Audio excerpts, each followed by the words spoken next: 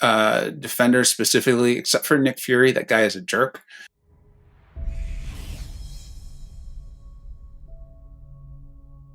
Hey, welcome back to the channel. All right, I am skipping ahead in the wars because this one is so good. It was the number 4, us, SSX, versus the number 3 ranked in Masters, NY718. Really pumped up. I have 5 fights. They all go exceptionally well against some of the toughest defenders in the game. I just so excited to jump ahead, get to this. Maybe we'll go back in time. I don't even know. And I will put timestamps in the description of this video in case you're just really looking for a specific fight. Either way, let's jump into this. Let's start off. We're going against this Hitmonkey. I've placed the white Magneto pre-fight. I'm going to back out and confirm it's there, right? I have already myself faced a bug this season. So many of you commented that you have faced these bugs. I know DLL had one too. It's annoying. At least we have some way of kind of working around it. We're going up against this power struggle, but really I could fight Hitmonkey without the white Magneto pre-fight. In fact, sometimes I kind of don't like it because of how far it pushes us back. And I feel like I almost always miss my first parry with it. Anyways, not important. He is purifying some of the bleeds. The stun would stick anyways. The worst thing that happened is that I did get pushed back in the corner. Let's see, I think I was smart enough, yeah. So I'm gonna go ahead and do a few combos there so I can get to my bar of power and throw my special just in case. It's not important. The monkey is dead, right? You can do that. You don't need the white Magneto pre-fight with it. Just if and when you knock him down, make sure you're gonna do either the re-parry or just parry twice. It's fine. And Archangel will destroy that for you. And then once you get your 3 neuros up, the fight is over. This for me is really cool because I feel like I very much have a role in my alliance. We are doing exceptionally well, playing very well. There's great players there. And I've been told that this was a difficult fight for my BG, you know, and part of that is just the matchup. But I happen to have a rank 3 Archangel. I have been able to take this fight many times. I don't think I've shown it yet because I am skipping ahead. But this is a great version of this fight. We're going up against this Wolverine Weapon X. The really important thing to keep in mind with him is his rage. If he has 15 and he throws a special attack, it will cause him to go into that berserk mode and he will be unblockable for a while, which could be a problem, but we'll talk a little bit about how to go ahead and fight that and how that can work out. You see, I'm gonna heal up just because if you do get hit, the guy can do some pretty bad damage with those bleeds and things like that. And we're going up against the number 3 ranked team in NY718. I definitely want to get this fight done and get it done well. It's got power focus, which I actually kind of like because it's going to be pushing him to specials. I like knowing when that berserk is going to trigger, but we're starting off with getting the bleeds. So already things are going well. The poisons, we've got 2 neuros on. This fight feels good. Now look at his rage stats. So you see them right in the upper right-hand corner. He's at 21. So I know that if he throws a special, he's going to go unblockable and I believe unstoppable as well. Unblockable is really the problem here. And so I've got an option. Now you're going to see how this is going to work out. He threw it. And so I'm going to go ahead and block and just evade there. I was hoping through the blocking, I would get him to throw a heavy, which is exactly what he did.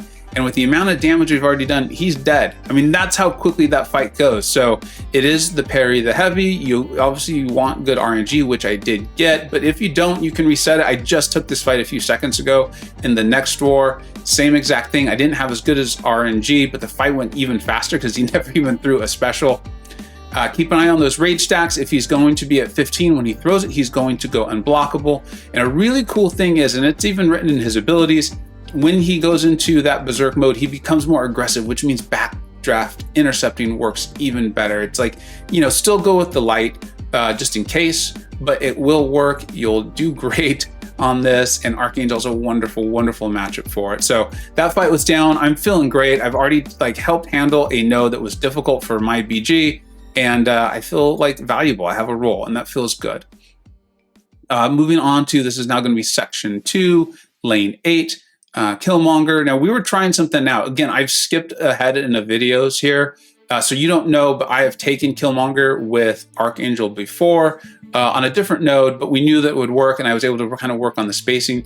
It says redoubled determination, which could be an issue, especially because he's going to have his, I believe it's called vibranium armor. So power gain is going to kind of be a bit of an issue, but I felt like I could work through it. I believe that we're going to be placing the white Magneto pre-fight here. Let's go ahead and make sure, but I'm pretty sure that I did. Yeah, there it is. You can see the triangle there in the upper right-hand corner.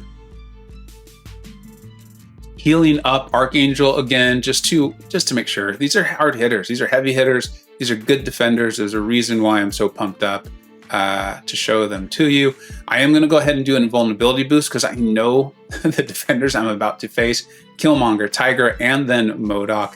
And I threw on the special 3 just in case, right? You never know. It's kind of nice I did here because Killmonger is going to smack me upside the head to start off this fight. We've landed the heavy. I do not like how far back I get pushed with that white Magneto. I do not like it at all. And then he just smacks me upside the head, and I'm like, all right, this fight just got real, and it got real fast. But we're doing okay. As you see, I'm not having good RNG, but that's all right. Look at this. This is where sometimes people talk about how you have to parry heavy with Archangel. No, you don't. But you do need to know your spacing. So that's the second heavy I have landed after his SP1. And look at how many neurotoxins. Now this fight is over. This fight is over. Killmonger is dead. But I'm going to go ahead and finish him off a little bit faster because I really don't want that indestructible boost to wear off. I'd like to have it because I've never taken that Modok fight ever before. It's my first time. Moving into Tigra, I don't believe I've ever taken this Tigra fight before either, but I've fought in Tigra a ton of times. I'm very comfortable fighting her with Human Torch. It's my only Human Torch fight of this war, so I went ahead and used the pre-fight just to help it go that much quicker. I personally like, if I'm going to have to evade one of her specials, I prefer the SP1. I feel like it's an easier evade. And I also like to be up on her. I like to be very close to, that way I kind of know when the unblockable is going to happen, the unblockable portion of the special. It's helpful to me. Anyways, using the pre-fight will be, again, just help this go a little bit more quickly. I wanted to show the node there very quickly. So going into this, and honestly with this one, this is going to be mainly parry heavy, unless I feel like I really need to throw a combo for any reason. But we've already got the Nova Flames going with the Power Stings, and I believe I'm going to bait her SP1. Yep. See, and that's what I like about it, is I can block that first hit. I know the second part, when she's got the distance, will be unblockable. And you can just evade that. I feel like it's really smooth. It's pretty darn easy, and it's got a little bit of mistake proofness to it in that if you end up blocking the first part, it's fine. It's not unblockable. You're all good, and then you can make sure you evade the second part, which is a lot easier to see coming for me anyways, and I think probably for most people. Then going in for this Modok, you can see that they placed 2 Mr. Fantastic pre-fights for me, which is going to be extremely helpful on this node. This is a node I have died to before, not against Modok, but because there is a lot of power gain, and the best power gain control that Archangel has is that he kills things so darn quickly.